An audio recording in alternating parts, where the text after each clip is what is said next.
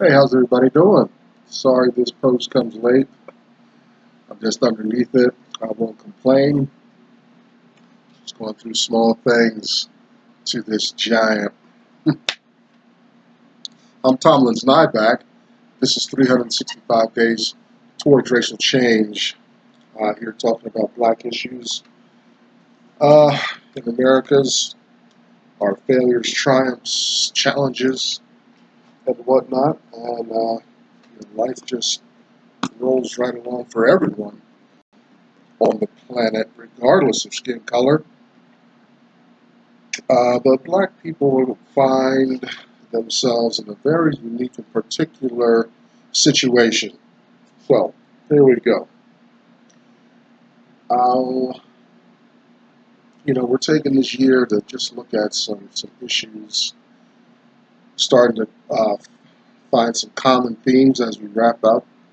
We're into our last third of this project, and I'll be glad when it's over because my school and a lot of some things have overlapped on me, and I'm barely hanging in there. But with your help, we want to get through. We want to make it to the end. So, on those notes, I wonder about black folk. Excuse me, and how we're getting along in America, what we feel. Today's post, still in a Black History Reader, getting some more stuff out of there. I'm going to have story time. That's coming up. I'm teasing you with story time because you won't buy the book, Uncle Tom's Cabin, so you wait for me to give it to you, hand it to you. I just mess with you. But today's post is going to be interesting reflection on the continuing phenomenon in America of being male and black. It's almost like having a target on you, and we're going to talk about why that is historically, systemically, the foundation of that. Well, we're not going to critique necessarily white attitudes, but we're going to get into some documents historically. On that note, I kind of understand, black folks, we want to come in and out, just as our other neighbors of other colors. White is a color too, don't forget that. And all the browns and yellows and reds out there, they are skin colors. But you find life, especially in America. I can't comment on other places, but in America, the skin color has some impact on an individual's experience in the land. So the black thinking needs to kind of get with that. Segue into white thinking, and the white Europeans have come, onto this hemisphere, especially North America area, and dominated, exercised control, has manipulated, has created almost a new race of people in a lot of ways that I'm starting to see. And now today, we want to talk about this phenomenon of this white law enforcement, gunning down black men. Not so much at the epidemic phase as it was, say, 2016, 2017. But the reports still trickle in. Very sad to see. And also get your financial literacy together as promised. I got my little investment thing up and running again. My My principal and stuff, it was doing this little work, and I was watching the line fluctuate and stuff. Back to my $5 a day investment habit, and just let that run on automatic for a while. Let it get back to the levels it was at before I went on vacation. It's good little nest egg there. Just at $5 a day. Nice. Okay. I'm inspired to do this work. It's very important work here by a man that can articulate these issues and matters much better than I can. Dr. Claude Anderson. I don't know him personally, but his work is just hit me in the face and lit a fire under my backside. So, got to continue to give him respect and a shout out. A Black History Reader. 101 Questions You Never Thought to Ask. I want you to get this book if you only get one of his works. We are in here today, definitely tomorrow, and maybe beyond, maybe into the weekend, because it's kind of here at hand, and I need to have some of the things in my life need to be the path of least resistance right now, because there's a lot going on. So if you have the text, turn to page 150, and we're on question 49. Black labor, white wealth, search for power and economic justice. We'll get back to this, I'm sure. Powernomics, Dr. Anderson's national plan to empower Black America. You can find Dr. Anderson at powernomics.com. Behind me, you'll see the hashtag #US2 symbol. Find Black women support one another, having their conversation.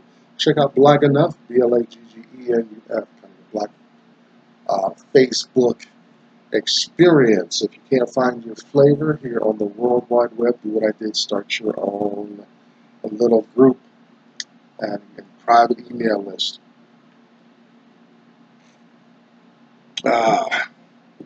And finally, we will get back. Got to get this book wrapped up. Uncle Tom's Cabin. See what's going to happen with Tom. Last time we saw him, he was being led away from the cotton scale by 2 other black slaves to be punished for talking back to Massa Simon Legree. That's after Simon Legree knocked him around a little bit in front of the other workers. All right. Now today, the question is, out of a Black History Reader, why is the pattern of black men killed by white law enforcement personnel so acceptable and so entrenched in society, especially American society? And you probably find this globally around the world, where black folks are just supposed to be available, be expendable for those with white skin. As though the black folks, black skin, darker skinned people are just primitive compared to people with white skin, which of course is not the case. But you do find those lighter skinned people doing land grabs geographically and as far as socioeconomically, they do this. But today is the murder, and I want to start off the piece. And this goes back to white folks, how white folks think, because I was just putting this together. Today's last minute, end of the day, just trying to stick to my little schedule here. And I was doing some channel surfing, and there's this white female cop on trial. She came home from work, law enforcement, all due respect. I'm not out there, handling criminals, armed criminals. So that, law enforcement has its place we're just talking about a certain aspect of it that needs some tweaking, to say the least. But anyway, she, her testimony is she came home a little confused and kind of lost her way, walked in to a young black man's house, thought she was being robbed, and she blew him away. And it's kind of sad that I stumbled onto it, because I was like, looking over this piece a day or two ago, to prepare writing it and stuff, and I said, man, I haven't heard anything on the news about a black man being killed by a white cop in a while. And lo and behold, there it is, right? But you don't have to. It's sad. You don't have to look hard and long. Uttering those kind of statements is almost kind of a jinx in this regard. And right there on my television is another incident of this tragic phenomenon in America. So it's rightly included, especially in Dr. Anderson's work, this killing. Now he's much older than me, so he remembers the 60s. He came up through there. I was born at the end of a lot of the tumultuous 60s. But he's an eyewitness of it, things like that. So he rightly includes it in his work.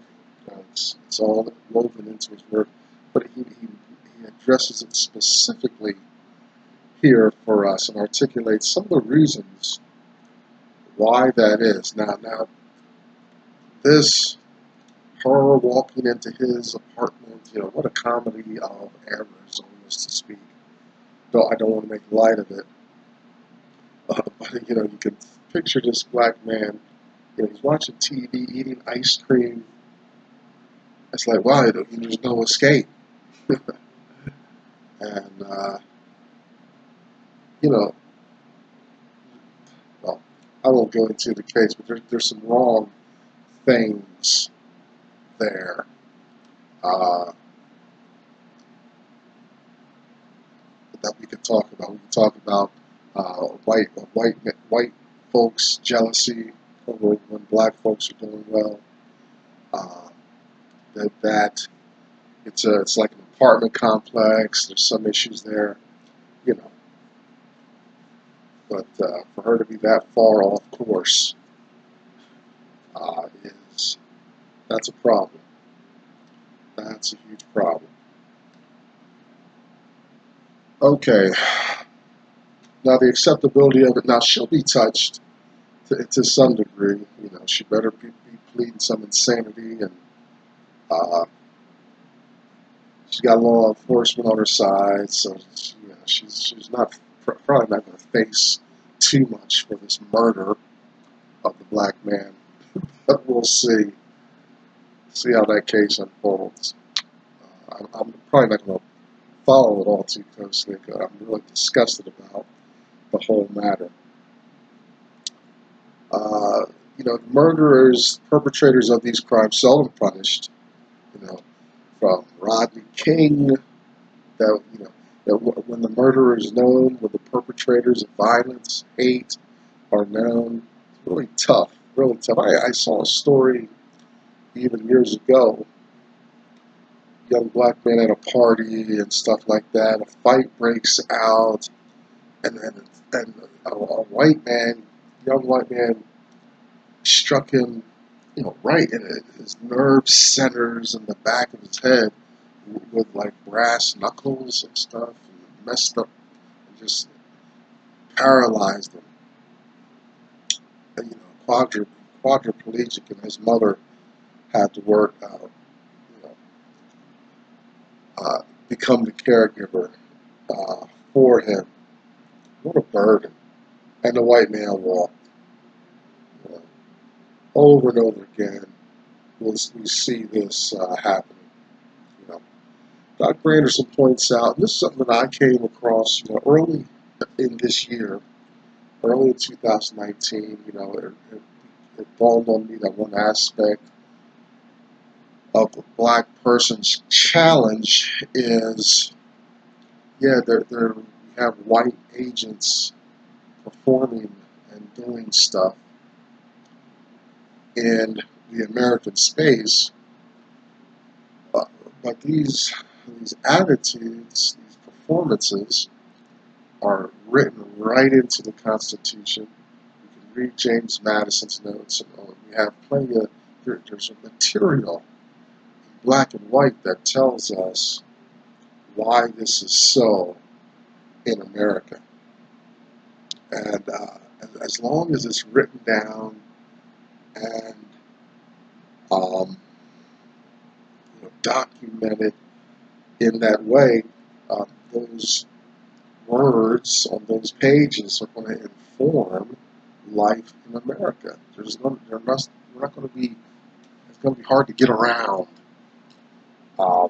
as when we really think about why this goes on in America continually, why people get away with it, and all this stuff.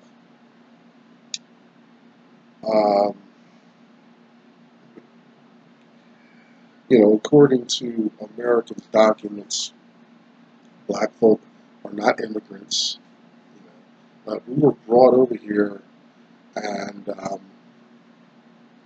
just not given that any special status or anything. We were, farm equipment that just hangs around in America's landscape. They just don't know what to do with us. We were property. Remember, we started out in America as slaves, and we never really had any exclusive say on what's going on in this land. From the creation of the Constitution and all this, 3/5 of a human being, to voting, and all this, we are a people who are not permitted, allowed, invited to really participate. Any attention given to us is just to kind of get a check on where we're at with issues, but we never seem to cross over and break into specific participation in America's whole scheme. We're the fodder, we're what's used, we're the labor, and all this stuff.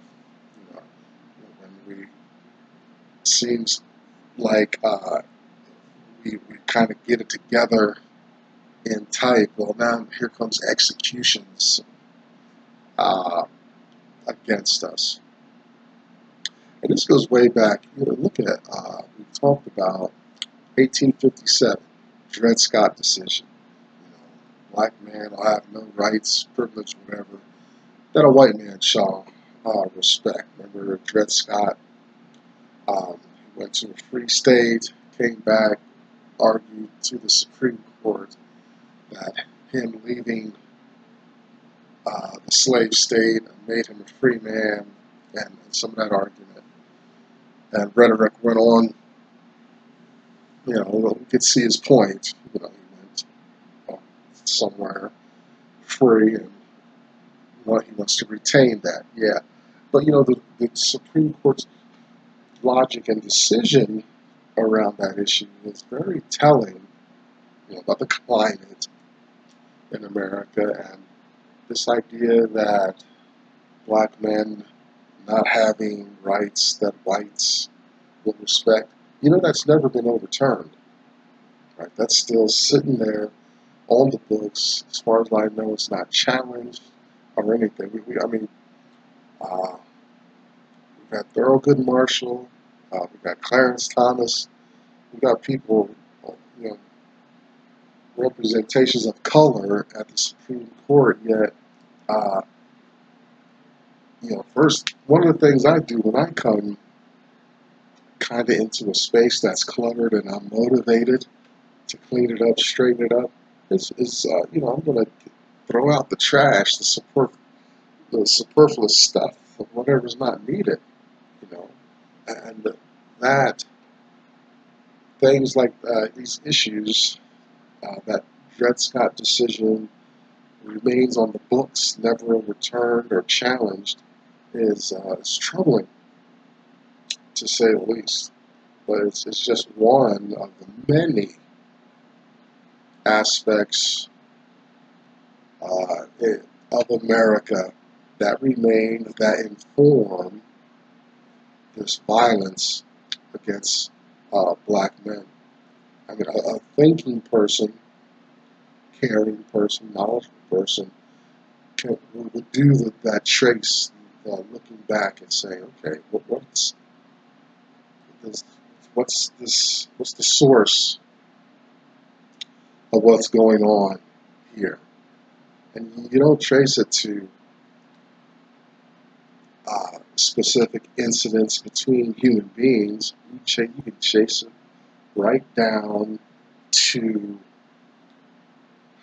what's written in regards to how things work in the land. You know, we got, you know, we go fast forward, we got issues with the Middle East and all this stuff, and Islam versus the United States. It ain't even Islam versus Christians really anymore. But you can trace the doctrine, the position of each side to specific documents: the Quran, the Constitution, Holy Bible, Bhagavad Gita, you know, any special old text. You know, you'll find that's the source of some conflicts in the world. It's no different for the United States. Benign neglect, coming out of the 70s, under the Richard Nixon regime, you know, let's just be apathetic towards black folks because we feel like the issue is over. We've settled our black and white issue. Benign neglect. Let's do that. Oh, and this comes after 100 years of Jim Crow, semi-slavery. We fill up Angola State Prison down in Louisiana, or other places in the South, that they needed to gather back all that free labor that they had. Well, let's create impossible laws against black people, as far as looking at a white person, counting your change in front of a white person, being better than a white person was a criminal.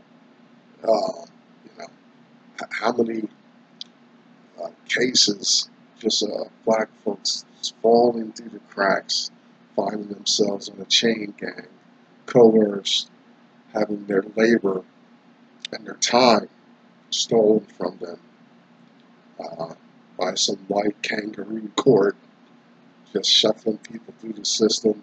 Just look, you know, they're looking at the docket, but it's all about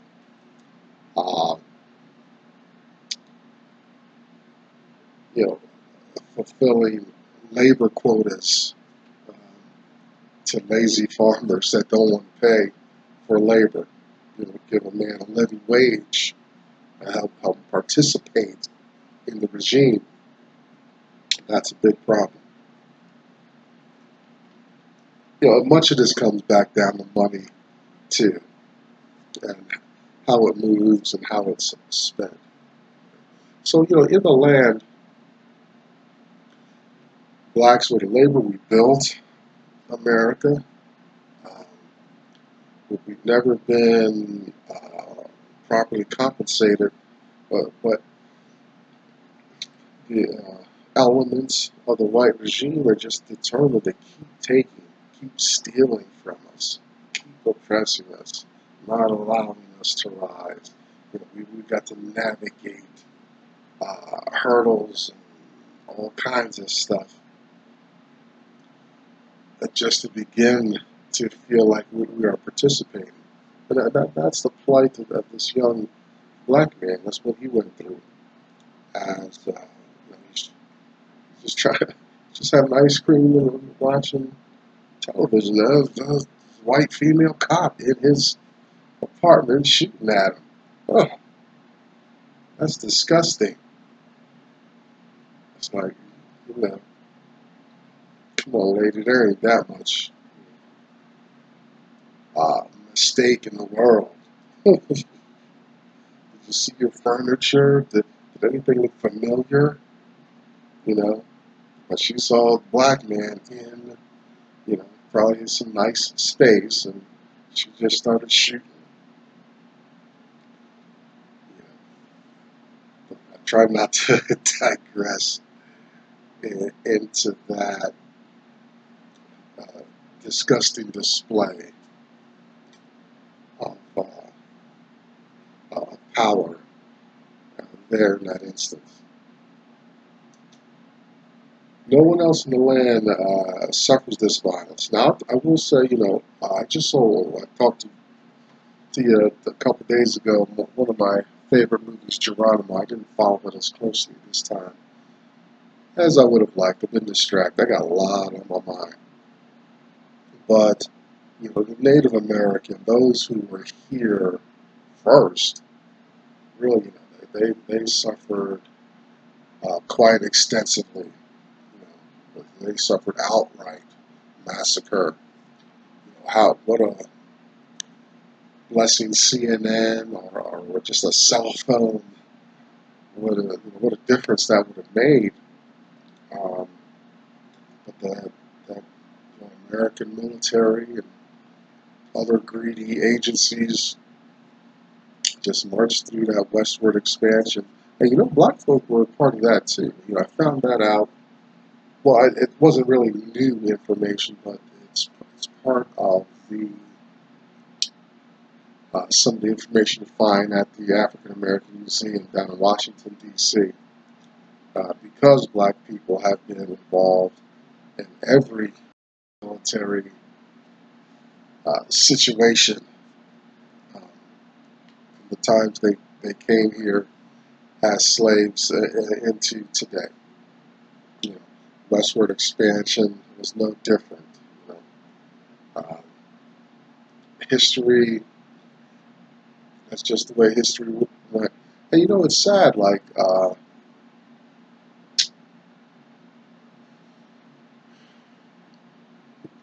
you wonder, if you're fortunate to get out of here dying in your old age, kind of like my father, late 70s, and I know some people, that kind of got off.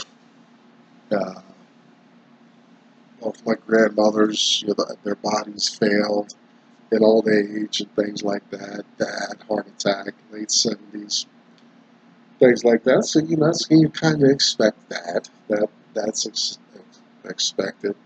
But, all these little 70 and 80 years add up. You find yourself born into a situation in a space, and you survive it to some degree, and to hopefully you've affected some change in the overall arc of history.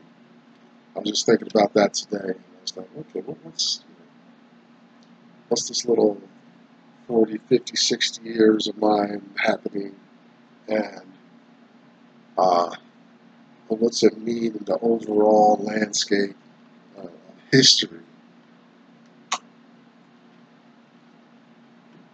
Like a foot soldier in Agamemnon's army, or even a foot soldier today, being deployed to protect Saudi oil fields, because now we got Iran and Saudi Arabia having tensions.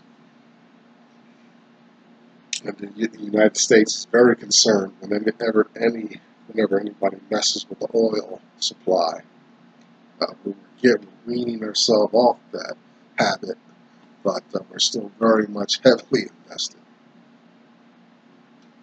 Systemically, in this nation's core of what it means to be America is language that makes people with black skin extremely vulnerable in the land. Don't never forget that. Forget about instances, and we got plenty of examples where those examples are informed by the wording in the Constitution, Supreme Court rulings, all that. Somewhere it's written down that black people are vulnerable in America. Physically vulnerable in America. I'm over time. Don't let me start ranting on you. Tomorrow we'll talk about a little bit about immigration and see some of that dynamic. And we're going to reiterate some things we've already talked about this year, just looking at it from a new perspective. I'm Tomlin Nyback. Thanks for hanging out with me on day 267, 365 days towards racial change. I'll see you tomorrow. Bye-bye.